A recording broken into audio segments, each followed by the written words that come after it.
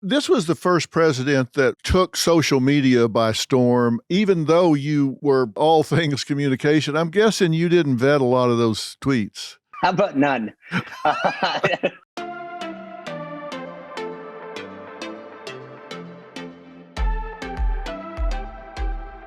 Hello, everybody. It's Dr. Phil, which means you're on Fill in the Blanks, and I am very excited today. I'm talking to somebody that I've not met before, but I'm really proud to meet.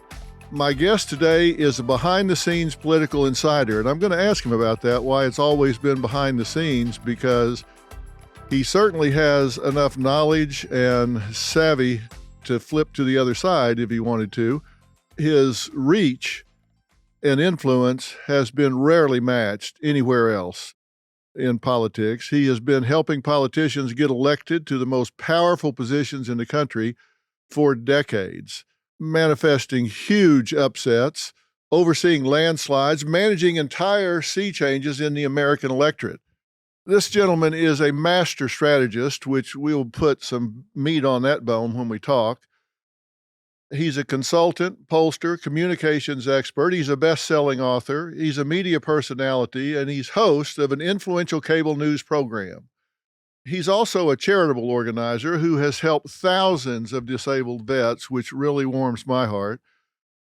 Now, you agree with him or not, he has been involved in some of the most important events in recent political history. Now, politics have sides, and sides have controversial issues. You're going to have an opinion here about some of the things that this gentleman says. The gentleman I'm talking about is Sean Spicer. Now, Sean Spicer is no stranger to controversy, criticism, and sometimes just outright attacks on his character. And at one point, he took the job as White House press secretary. And when he did that, despite being a behind-the-scenes guy, he came into the job with, I think, arguably, we could probably find data about this, he may have been the individual to move into that job with the highest recognition profile of anybody that took the job. Those who didn't know him soon had an opinion. So today we're going to pull the curtain back and hear from Sean what was really going on and how he came to know as much as he does about politics. So I could spend a whole hour talking about your background, Sean, but thank you for being here. It's an honor to be here. Thank you for the kind introduction, and looking forward to our conversation. Well, you've been doing this for a long time. You don't look old enough to have all of the experience that you do. I don't know how that happened, but years have been kind to you, particularly with all the stress that you've been under. Right now, you're the host of Spicer and Company, which is on Newsmax. It's at 6 p.m. weekdays. Congratulations on that. It's being received very well, correct? Yeah, it's when I started the show, Dr. Phil, about 2.5 years ago, we were a nascent channel. We were the fourth or fifth show on the network. And the first time I got my ratings, I'm sure you're very familiar with this, I looked down at the number and I was just like, okay, that's it. I think, and over the last 2.5 years. Is this a typo, right? Yeah, I was like, are we missing a number in there? I thought a few more people would tune in. I mean, I don't even think my full family was watching. And over the last 2.5 years, Newsmax has really hit a stride. The show has hit a stride. We are now the fourth largest cable news network. And the cool thing about Newsmax, just my selfless plug here, is, it's if you got cable, direct files, whatever, you can watch it. But we also stream for free. So if you're a cable cutter and you want to watch Spicer and Company every night at 6, you can literally just go to newsmax.com, go to our YouTube channel, whatever, and just for free watch it. So it's kind of cool being on that having that ability as well, where people who have cord cut will come up all the time and say, hey, I love watching the show. I got rid of cable. Well, tell people what they're going to find when they tune in. What's the tone of what they're going to hear? So it's interesting you use the word tone. I think we have probably the most informative political show on cable, and I don't mean to brag on that, but I'm the only person that hosts a show that was in the game, right? It's the way I sort of look at it is, it's like when you're watching a sporting event and one of the people doing color commentary is a former athlete, and they're telling you what was going on in the game, what it's like, what they're giving you their experience. when I look at politics, I've been the White House press secretary, 23 years in the military, 6 years at the RNC, and countless numbers of campaigns. So instead of speculating what's going on, I can tell viewers, hey, at this point in the campaign, this is what's happening. This is what would this poll number would signal or whatever. So we give people, I think, a unique insight. But going back to the way you phrased the question, we sort of look at Spicer & Company as an opportunity to have civil discussions. We've never yelled at a guest. We are very honest about where we come at stuff. But I've had some of the biggest liberals on our show who love coming back because we want to engage in a really insightful discussion. And I think there's plenty of places you can go if you want to see a food fight on television. But what I want is a viewer to walk away saying, I learned more about politics or how government works than anywhere else. And I heard a really good constructive argument. So the tone of our show is civil, it's respectful, and it's informative.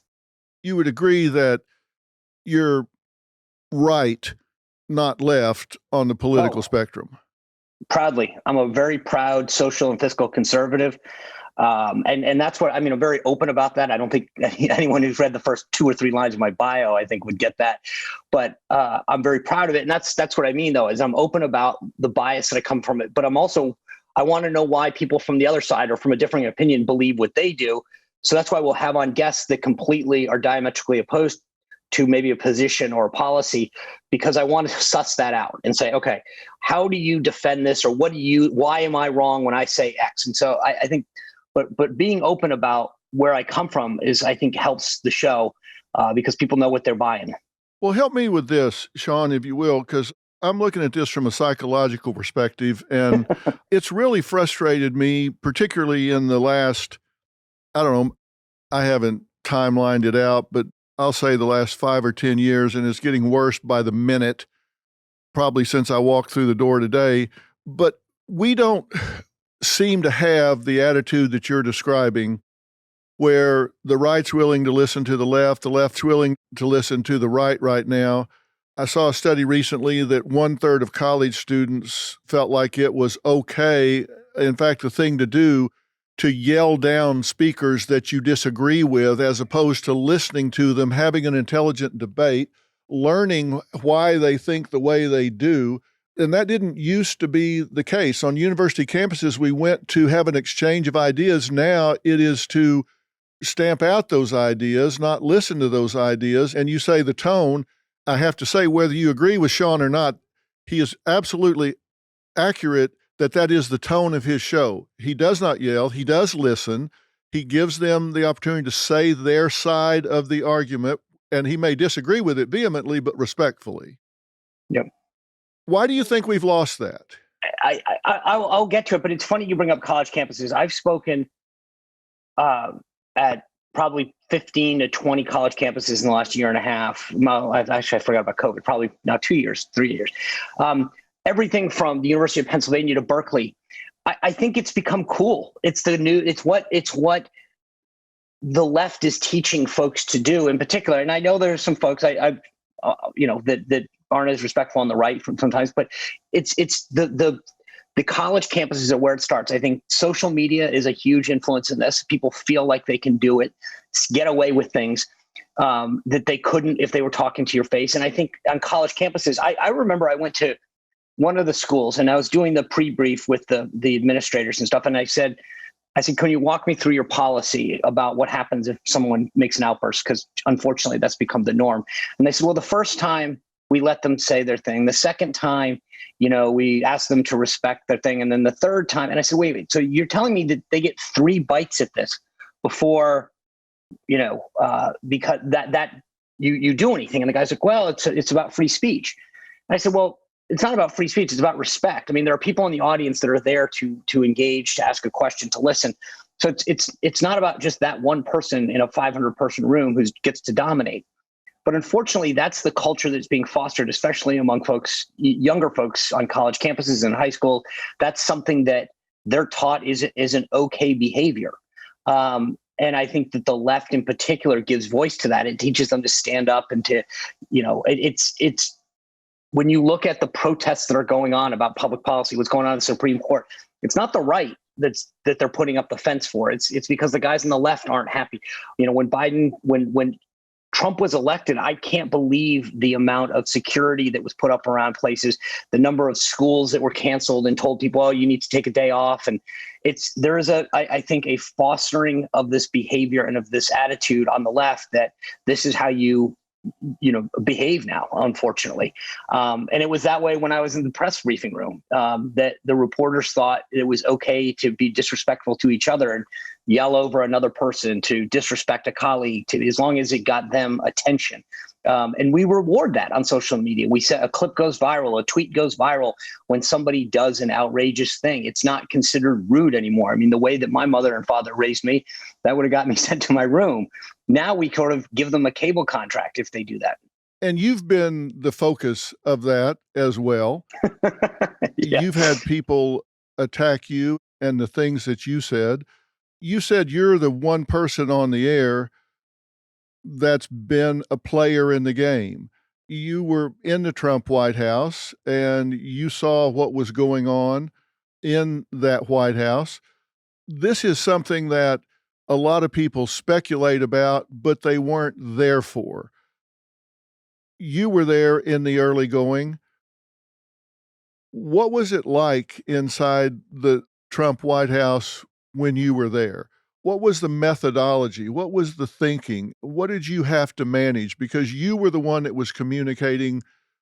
I know he was communicating by Twitter a lot, but you were Right. communicating directly with the press. What was that like? It was intense, some days unbelievably chaotic, and it was transformational, though. It was interesting. I approached the job, I think, in a very traditional sense. I said, I've been around Washington. I've watched Dana Perino and Ari Fleischer and all these folks go before me. And I thought, okay, I know what the model is, if you will. And the problem is I never really factored in initially that Trump wasn't he definitely didn't run a traditional campaign, but I thought, okay, he'll fall into the traditional role. And so I built a team and an office and a structure that sort of assumed that we would have a traditional White House. We didn't. And so there was a lot of adapting and saying, okay, to your point, normally you didn't have a president or a principal that was leading on the communications front. They would look at their press person in all my years of doing this and say, okay, put something out on this or draft me up something. You were the one, traditionally the press person, to lead the communications effort. In the Trump White House, he led them. And that took some adapting and some getting used to. To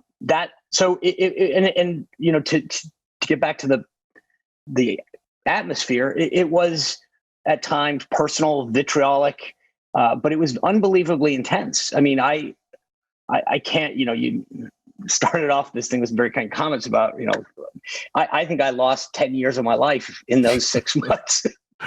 Well, I can well imagine. You had 2 jobs, actually. You were communications director and press secretary, correct? Correct.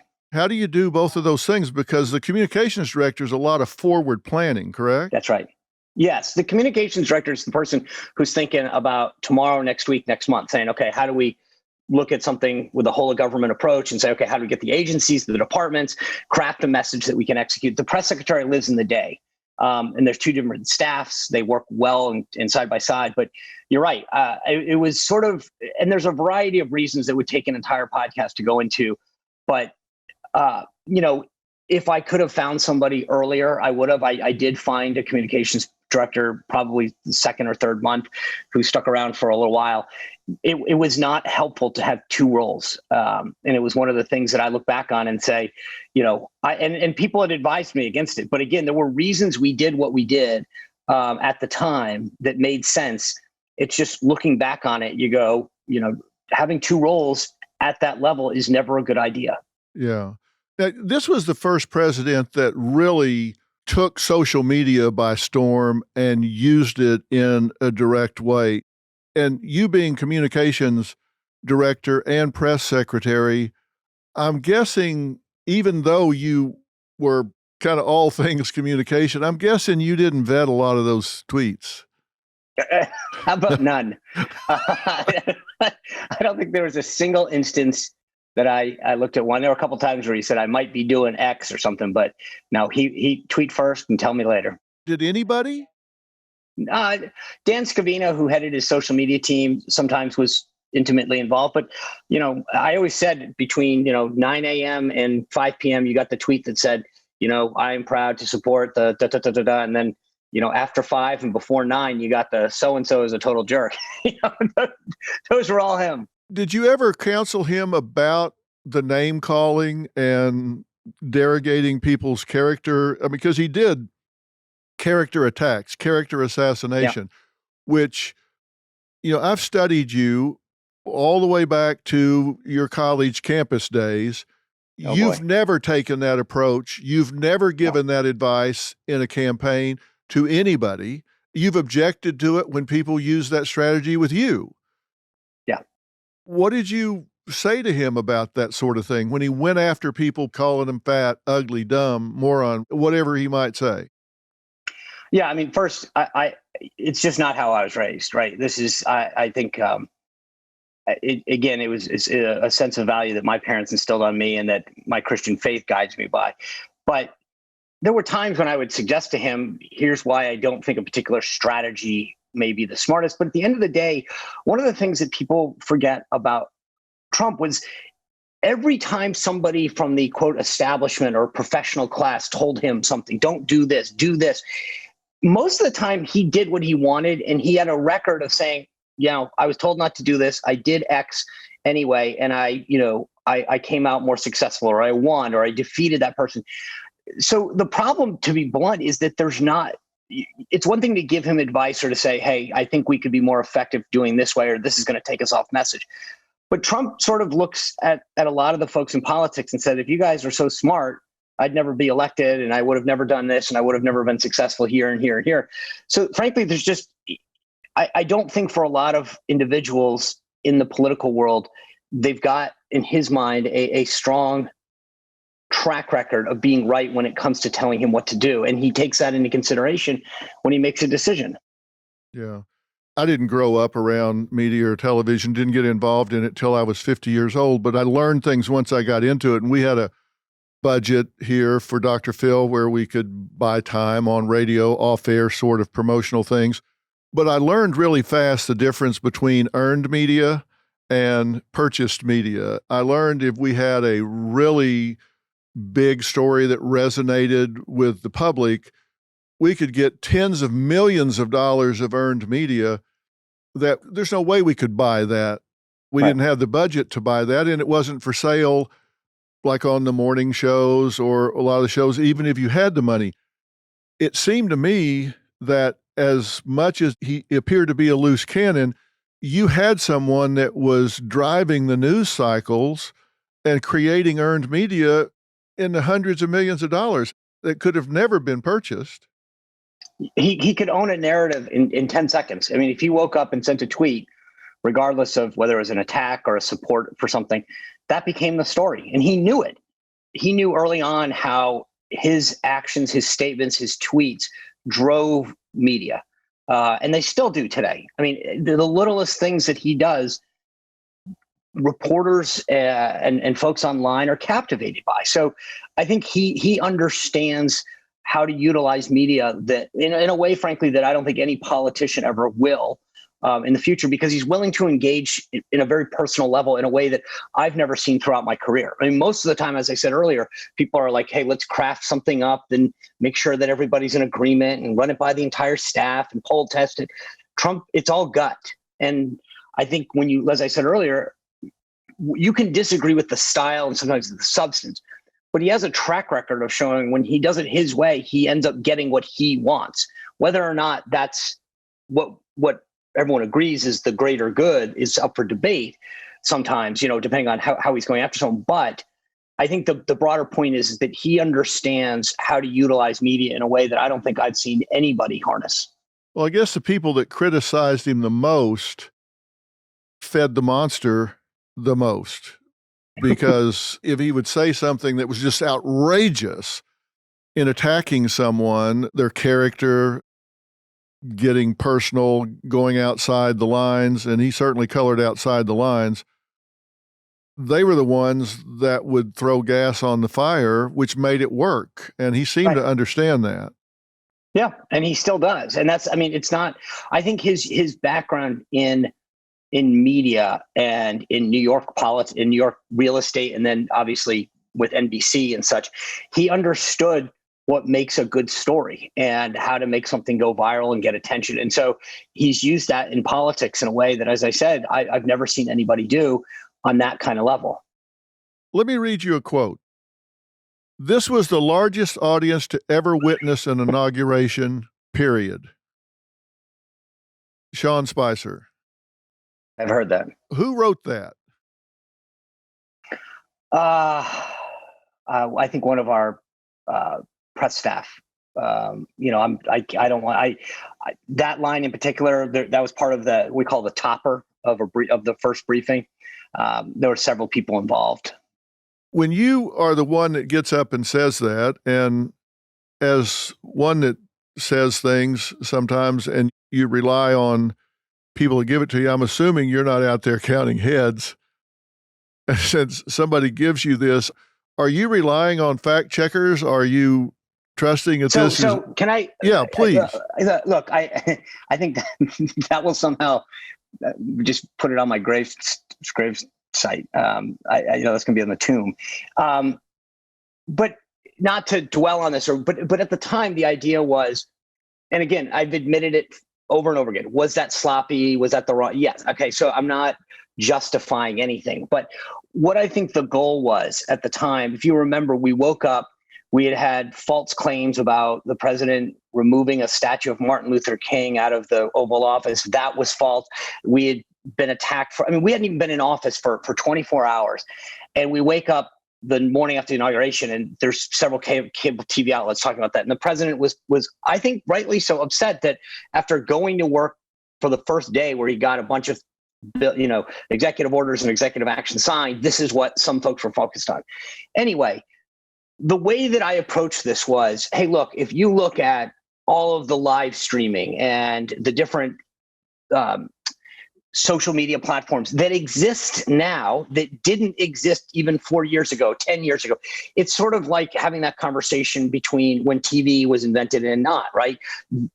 I thought if I phrase this in a way that encapsulates, and I think the key word was audience, right? Or as the thing goes on, ever in person or something like this.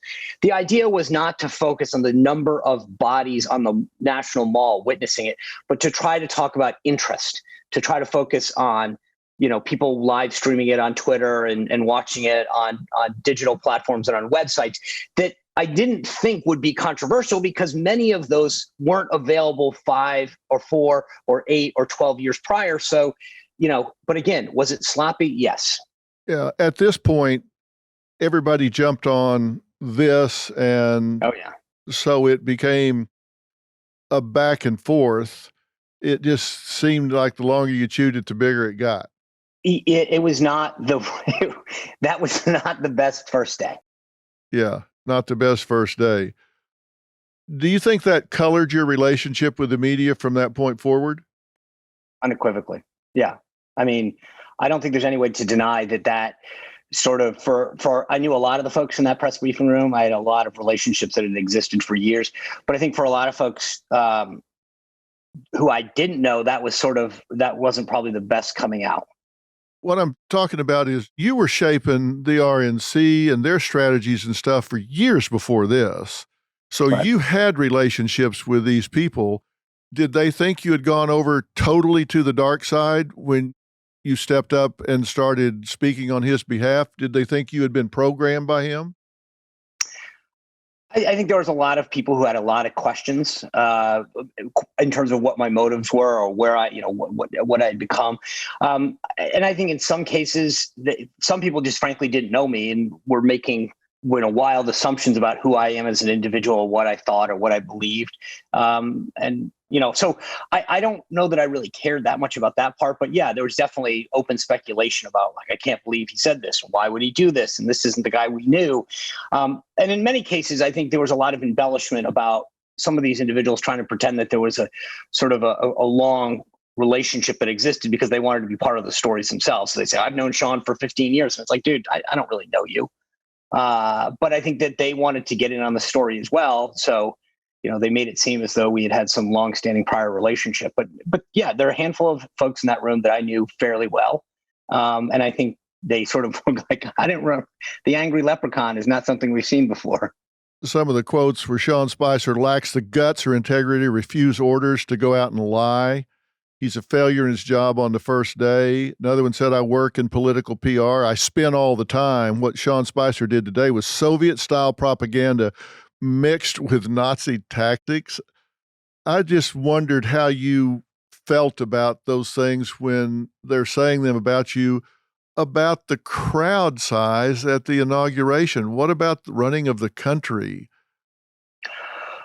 Again, I think I was an easy target. And look, like I said, I just want to be clear to your audience. Like I said, I look at that day as probably one of the top 5 days that I wish I could do a do-over on. And if I thought about it harder, it probably is number 1 or 2. So it's not like I'm trying to excuse my behavior or how I came across that day. But to your point, I think that was, is as an enduring legacy. For a lot of these guys, when they screw up, they get the ability to just move on or edit their story and say, "Oh, I didn't do this." And some of them have been really big whoppers. What stories that have been gotten wrong, sources that were false, narratives that were pushed that were not true. There are days in which I get a chuckle out of the fact that if they were to judge me the same way that they wanted to be judged, I wonder what the press coverage would look like. Yeah. Did he ever straight up ask you to lie? No. Is there anything he ever asked you to say that you thought that's a lie? Whether he believed it or not, you thought, nah, that's a lie? So I don't mean there's days when, you might get a bad piece of economic news or something and you'd say, hey, we got to focus on, the strength of the stock market and the resiliency of, of the manufacturing base or whatever it is. So there's a difference between lying and sort of highlighting, what we call in the industry spinning or putting the best face. And I don't think that's unique, but I think there's a difference between a bold-faced lie where it's like, hey, there's 2 + 2, go out and say it's 5. That's a demonstrable false thing to say. If you said 2 + 2, well, it's not as big as 5 and it's a little, larger than 3. You're not saying 4, but you're not lying. I mean, I don't mean to beat around the bush, but I think there's a big difference between lying to somebody and putting the best face on a policy or an action. Well, nobody's cornered that market on the left or the right, correct? That's true. Yes. Yeah. When you guys get into that press room and say the things that you do say, now, let's get away from the controversial things for a minute. Just what you do report, who gives you that content? Because you're speaking on behalf of the White House / president. Who tells you what that president / administration wants put out there? So there's a combination of things. One, you're looking at what's driving the news that day. So, right now, you've got Ukraine, baby formula shortages. So that you're going to want to address those things, right? So there are stories and narratives that are in the bloodstream already. You got to address those. Then there are scheduling things. Then there's legislative and policy priorities that the Office of Legislative Affairs or the council's office is in the middle of doing something, and they'll come to you and say, hey, can you highlight this today? Maybe the president's going on a trip somewhere. You want to get ahead of that, or there's an action or meeting that's taking place. You want to highlight it. So you put it all together. You go over it with your staff. You run it by the other key stakeholders, the Office of Legislative Affairs, General Counsel's office, Office of Public Liaison, and find out what everybody's doing.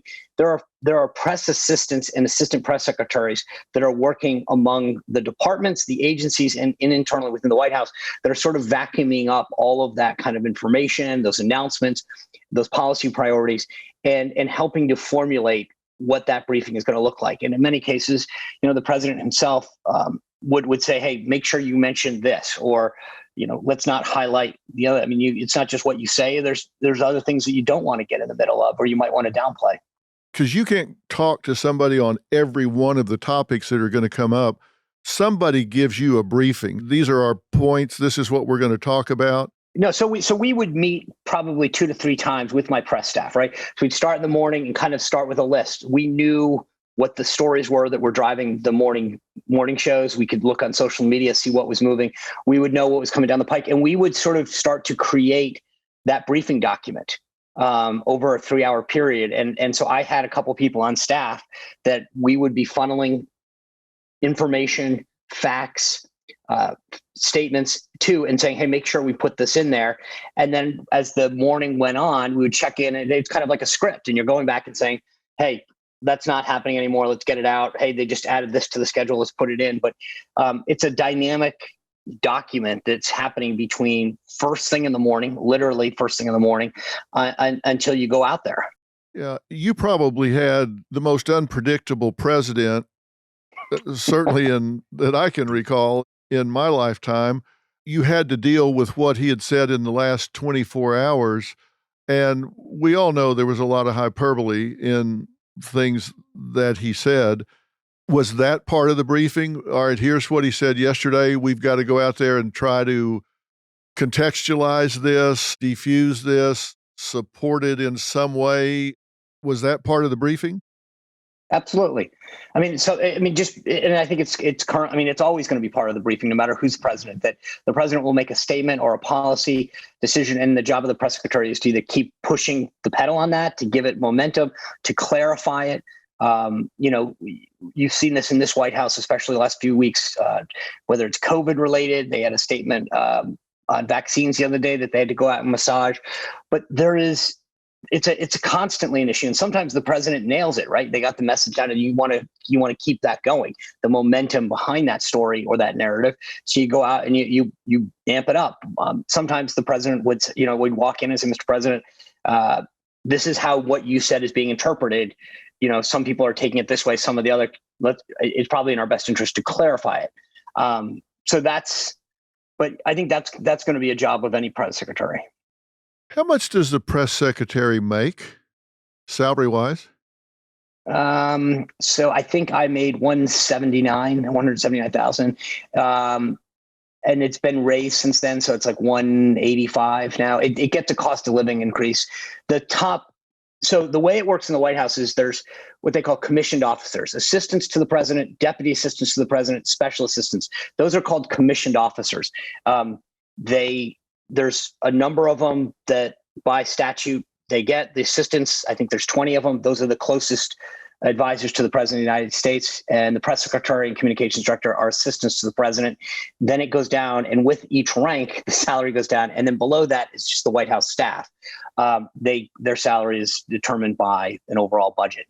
Okay. Now, Sean, you could make that selling shrimp out of a van down by the river.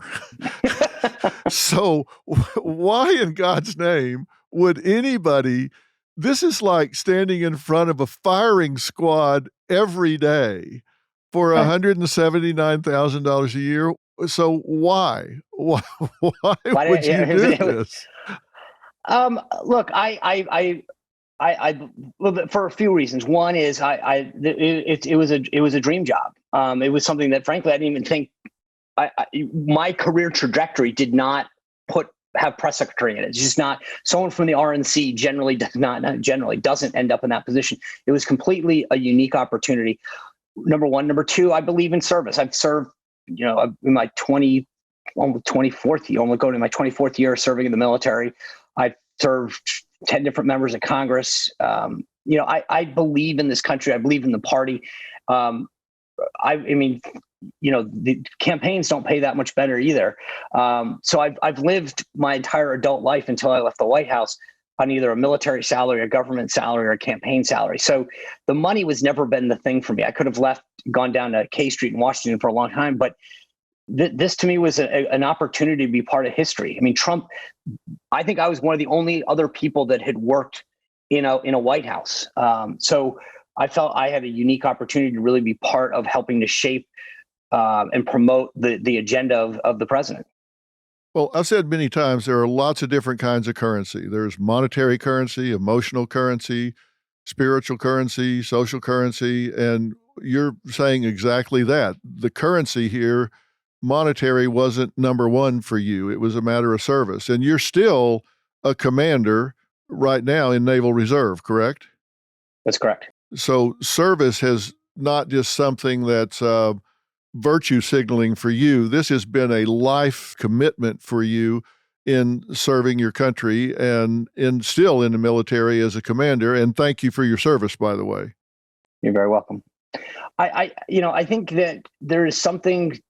The upside is I have found something that I love to do, and when you can do something, wake up every day that you're passionate about, I think that's the greatest way to go through life. And for me, I've never had, whether I was at the RNC, on Capitol Hill, in the military, like I've always loved what I'm doing, and I'm blessed in that way. And so, if I could provide for my family, which, let's face it, $179,000 for a lot of Americans is a lot of money. So, we'd never had anything. My wife and I take care of our kids, and we're blessed by that, by what we've been given. But it's never been financial in terms of what drove me to serve the country, to serve my party, what I believe in. But I think if you can wake up at the end of a career and say, hey, I loved going to work every day. I loved what I did. I was passionate about it. And as I said, I don't think I've had a job where I haven't had that experience, which is something that I truly feel blessed to do. I'd rather make $179,000 going and getting something that I love doing than, $300,000 banging my head against the wall every day saying, I hate being here. Of course. If you knew then what you knew now, would you have taken that job? Yes. I would do it differently. But I look at what I have been able to, I wouldn't be having this conversation with you right now. You wouldn't be calling Sean Spicer, former communications director and strategist at the RNC, unless I was your Uber driver. So I've been able to meet some amazing people and have some great experiences for both me and my family. And it wouldn't have happened without that opportunity at the White House. I would do it differently. There's a million things that I would change. Some of the interactions that I would have. I am sometimes to a fault, a fairly reflective person. And I think professionally and personally, when you go through an experience, whether it's an interview or a project or an interaction, if you at the end of that can come back and say, hey, how could I have been a better person? How could I have been a better professional? It makes you, I think, a stronger person. It makes you a better employee, a better leader, if you're constantly looking to improve yourself and what you do for work. And so I've had a million reflections on how I could have done things differently. But I will forever be grateful for that opportunity in the White House. Was there any moment during that time as press secretary that stood out that if you had a do-over, you would do that moment over? Yeah. Well, I mean, we already talked about one, a day one, it will haunt me forever. I don't think that there's anybody that won't, bring that up in a lot of, forums and bios and things like that. So that was up there. And then there are a couple other statements that I made where I stepped in it, and it was very regretful in terms of misstatements that I think came back on me and didn't reflect well on the president or the White House or the administration.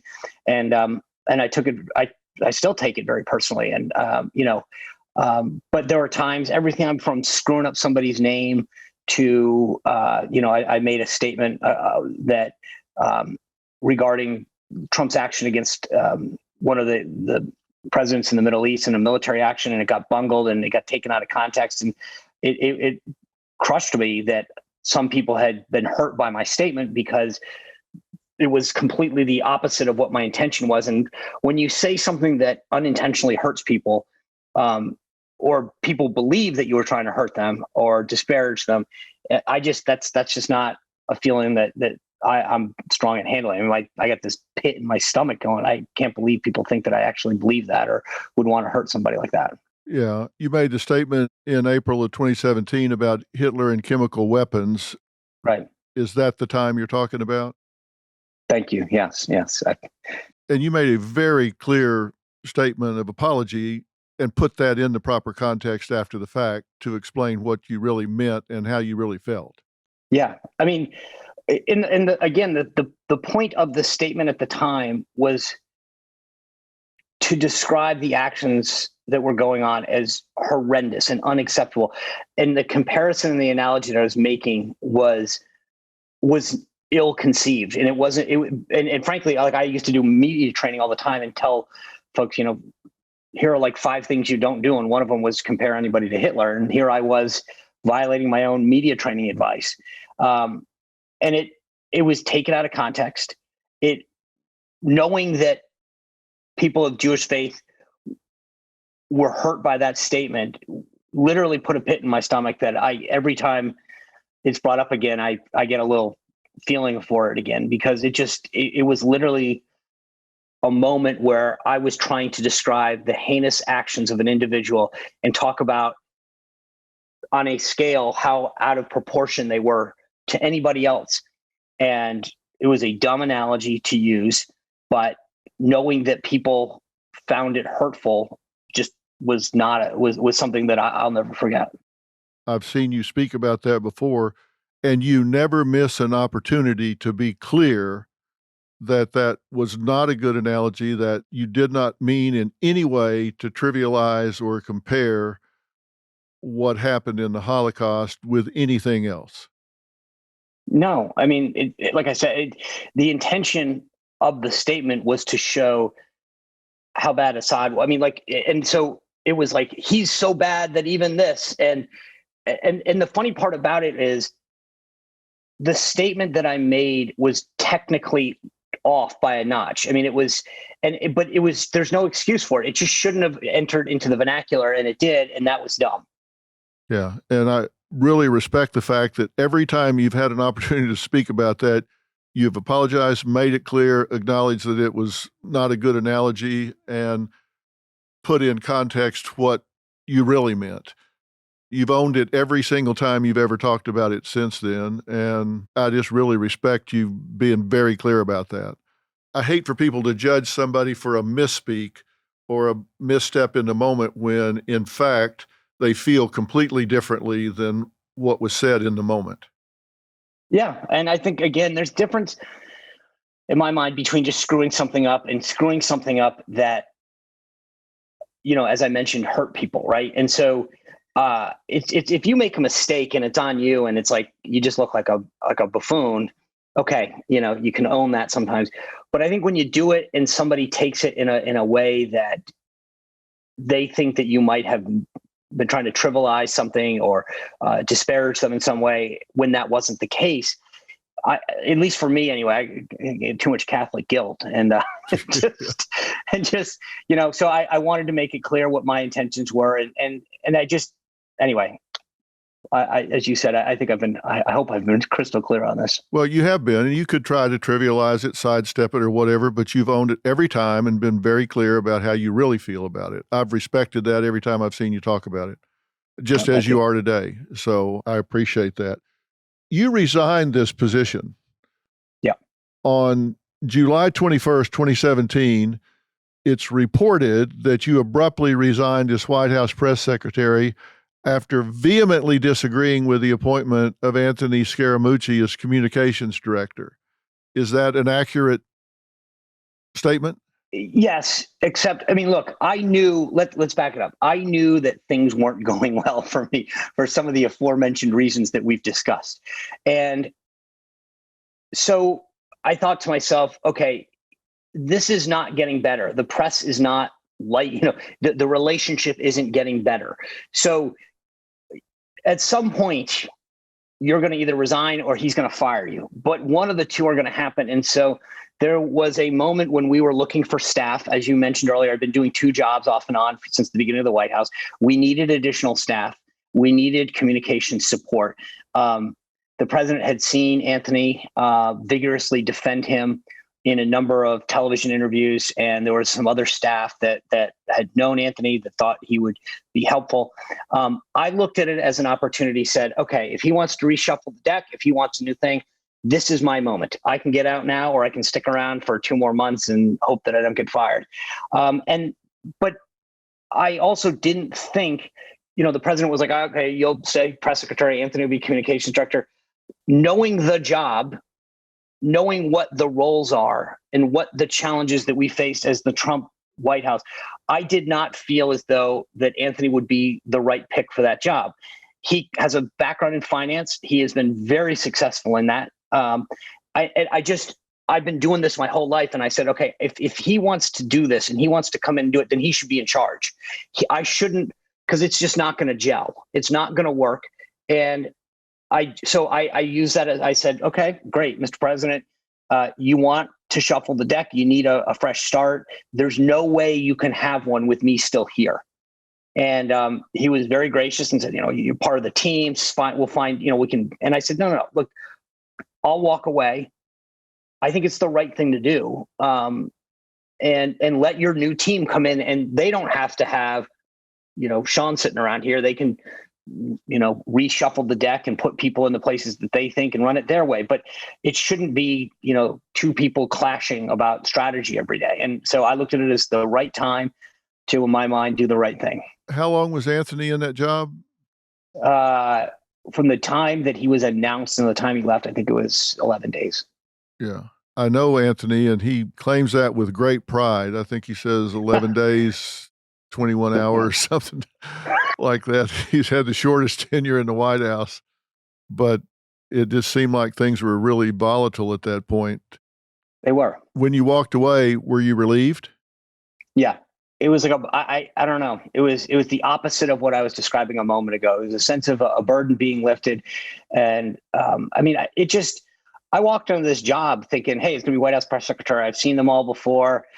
I like to joke, you call it C-SPAN famous. Political people might know who you are. That's about it. And I couldn't go to the grocery store. People were making hand gestures that weren't really appropriate, when I was out with my family. And, there was an element in not just being about me, but being about, kind of keeping an eye on protecting my family. And, I would walk out of the house every day, 5:30, 6 in the morning, not get back till 9 o'clock at night. And everyone always said, do you feel safe? And I'd be like, I'm in the White House. I'm 25 feet from the president. I'm pretty safe.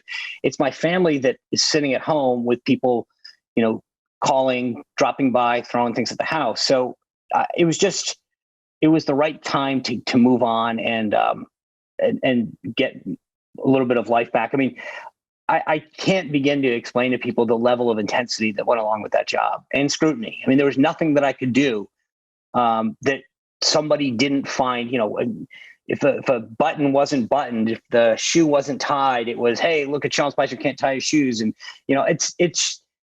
there was a level of scrutiny and personal attack and vitriol that it just was not something that anybody could have ever anticipated or expected. Well, that's why I was saying that's a tough job to willingly take. $179,000 is a lot of money in any country. Certainly, it's a lot of money in America for a family. It just seems like there are a lot of less stressful ways. How did your family take this? You're not a civilian. You're in the game, as you said earlier, but they are civilians. Right. You've got a life aside from this. You're a Boston Red Sox fan. You've got 2 kids. You're a Patriots fan. So like all of us, you've got interests, you got family. How do they take it? How did they take all of this? My wife has always been my staunchest defender and supporter. So, I mean, she bore a lot of the burden just saying, I can't believe so-and-so's saying this about you. She was also, as I mentioned, she was the one at home when, somebody would make a threat. So she held down the fort. I could have never done the job without her. My mother and my family was an unbelievable support system during my tenure. That being said, it was just difficult knowing that they had to be the defender of me. When people would say something disparaging, or my mom, my wife, have to be the ones that stand up and say that's not who he is. And I'm eternally thankful for their love and unconditional support. But I think it was tough on them. Well, it had to be. How did they respond to some of the things in the media, like Saturday Night Live and that sort? Did they think it was funny? Were they offended by it? So my kids were, I think 5 when I was in the White House. So they knew that some people didn't like Daddy. Yeah. But they've now, it's funny. I mean, my son or my daughter within the last few months found the Saturday Night Live clips and like, that's you. Obviously they're now both 11. So they find some of this now funny. Again, I think it depends. The first Saturday Night Live skit, I think, was a little funny, well deserved, maybe. If I'm being honest, that it's like, okay, I stepped in it, so this was a little ribbing. I think when it became personal, which is what a lot of the skits kind of did, then they kind of moved into defense mode of, hey, that was over the top, and I can't believe they said this.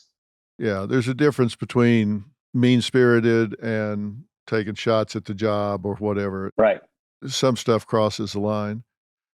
You've written a book called Radical Nation. Yes. And you talk about the Biden administration and the fact that they are pushing us in a direction that a lot of the things that you talked about when you wrote that book had not come to pass when you wrote the book, but they seem to be coming to fruition now. Inflation, the border crisis that we're talking about, some of the K through 12 school indoctrinations, some of the things that were maybe just incubating or being hinted at the time have become major headline crises now. You were seeing around corners when you wrote that. Whichever side of the debate people want to come down on, you saw around corners about these things coming up. How do you feel about what you referred to, I guess, as a socialist agenda then being so dominant in the headlines now?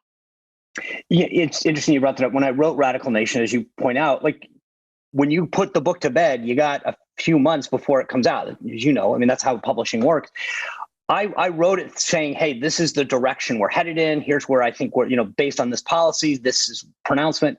And you're right. I mean, every time that when the book came out, I go, holy smokes, Radical Nation literally nailed it. I mean, this is what I thought was going to happen. And I, in a weird way, I hoped I was wrong. I mean, no one wants inflation. No one wants people to suffer. And yet all of these policies, I was telling people, I mean, Radical Nation was supposed to be a warning. Hey, if we don't get things back on track, this is where we're headed. They're going to try to pack the court. They're going to try to make DC a state. Boom, boom, boom. And lo and behold, in the last few weeks, here's what we got again. Let's pack the court. We need to make DC a state again. I mean, to your point, I mean, look, I have a perspective that I talk about very openly, but the point of Radical Nation is to lay out, here are the people, here are the policies they're pushing, and this is the direction we're going on. Maybe people say, great, I like that. But I am concerned about where we're headed in terms of education, where we're headed in terms of culture, obviously economically. I mean, there's a lot of problems in a lot of these policies. And I think that where this White House is, and I think part of the other thing that I lay out in Radical Nation is the motives. Like, I think that Joe Biden was pretty open and honestly, during the election or during his candidacy, where him saying, these are the policies. I think you had a lot of people who said, no, he won't do that. He's just saying that to get elected. He's doing a lot of what he said he would do. And I think the problem was there are a lot of people who've known Biden for a long time. He's been in Washington 50 years and said, no, Biden's pragmatic, he's moderate, he won't do this. And I've been pushing this proposition that he wants a legacy that is the most progressive president, which is what he said he would do. And again, some Americans might say, great, I'm glad he's doing this. I would argue that that's not the Joe Biden that previously has been in Washington for 50 years in terms of the policies and ideology that he's pushing, but that's where we're headed. Do you believe Trump is going to run again? And who do you think will run if he doesn't run? So today, yes, I believe Donald Trump will run again. I think Donald Trump, being Donald Trump, will flirt 4 or 5 times before making it known exactly what his intentions are, because we talked about he understands the power of the media and the power of narratives. So he will keep us guessing. But I think that as of today, right now, everything that I've seen and heard is a man that wants to run again and win and get his policies back on track. If he doesn't run, I think Florida Governor Ron DeSantis is clearly the front runner in the Republican Party. But there are, Mike Pompeo, the former Secretary of State, Mike Pence, the former Vice President, they will definitely run. I think Kristi Noem of South Dakota, the governor there, will probably run. Nikki Haley, the former governor of South Carolina. We are not going to suffer a lack of candidates, nor do I think they will on the Democratic side when Joe Biden doesn't run for re-election. And I think that's a fairly big given. On the Dem side, I will make this prediction. I believe that Pete Buttigieg will be the Democratic nominee the next time around. So you think he will be? I do. I think if the establishment Democratic Party believes he is the future, and I think that he is using this position as Secretary of Transportation to really cement some of the deficiencies that he had during his presidential run. I mean, I think politically he is a very, very strong candidate, and anyone on the right would be an idiot to dismiss him. If Trump does run, is he electable? Oh, absolutely. I mean, if you consider where we are right now, we've got the highest inflation in 40 years. The border's a mess. Foreign policy, we've got, a mess in Ukraine. We've got North Korea threatening stuff. Iran is unstable. What's going on in China? I mean, I don't think, look at what's happening in the midterms right now. People are 18 months into Joe Biden saying, hey, I'd like a redo. So if Trump's the nominee, most elections where you have an incumbent, if Biden were the incumbent, were to seek re-election, hands down, if he wins. If Biden doesn't, which I said I'm fairly certain that he won't, it'll depend on who the nominee is. If it is Buttigieg, I think Buttigieg would give him a run for his money. But I think ultimately, based on the last 4 years, Trump gets reelected. Do you think the Republican Party wants him to run again, or do you think they're looking for a new direction, a new generation of leadership? I think most of the party wants him. There are obviously some vocal minority aspects of the party that doesn't. But when you, by and large, look at who people want to run in polls, they'll say Donald Trump. You look at his influence in the Republican primaries right now, Trump-supported candidates do very well for a reason.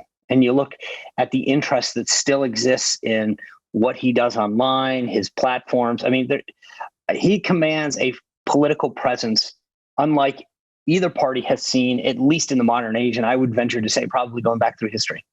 Do you think that either party is going to listen to Americans enough to put individual liberty and freedom to the forefront?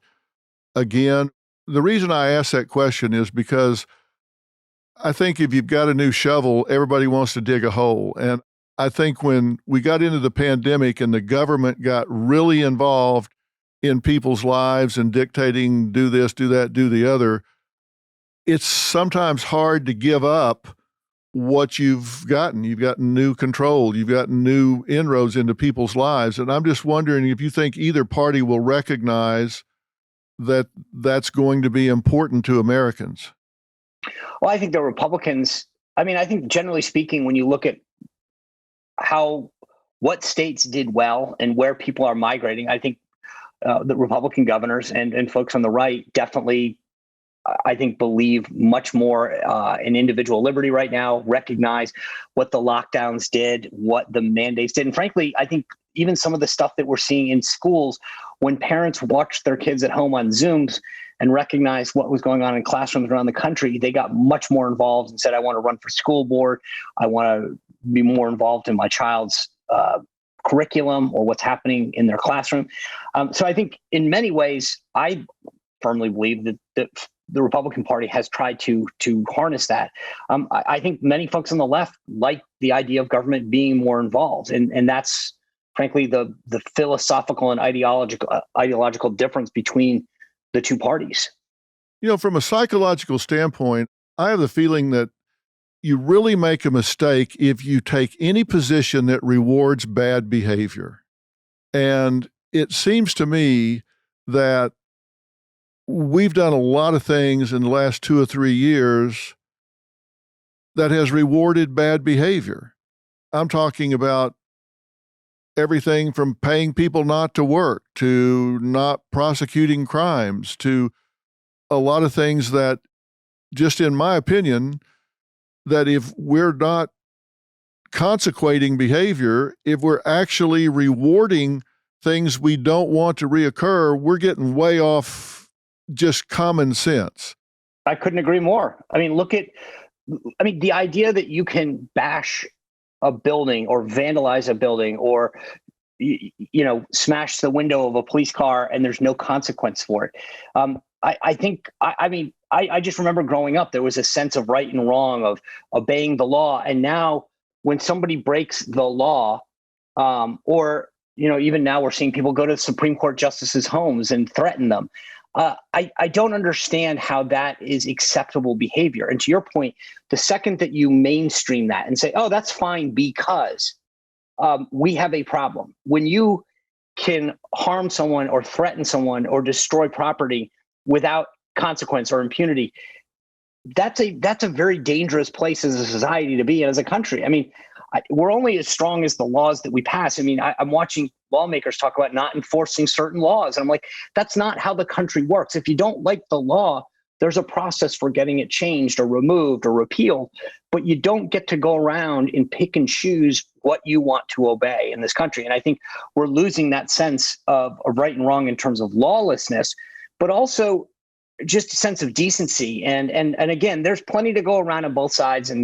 But I think this idea of how we treat each other is not something that that is a good is where I think is healthy for the society right now.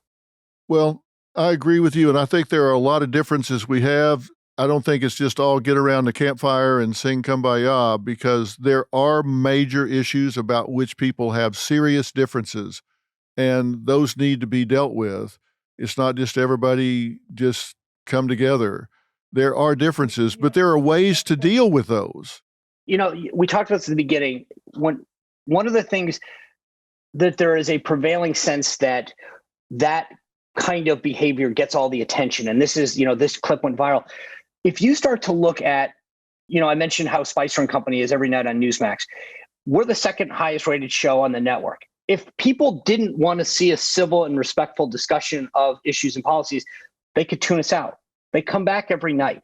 And I think if you look at podcasts like yours, and a lot of shows that don't have that animosity, that sort of angry nature to them, they do well.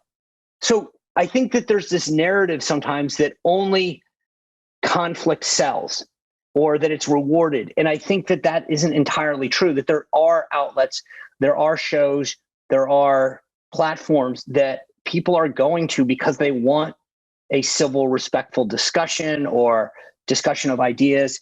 So I think we also have to start making sure that we help point people into where I think most Americans are, not just the loud minorities on the ends of the spectrum.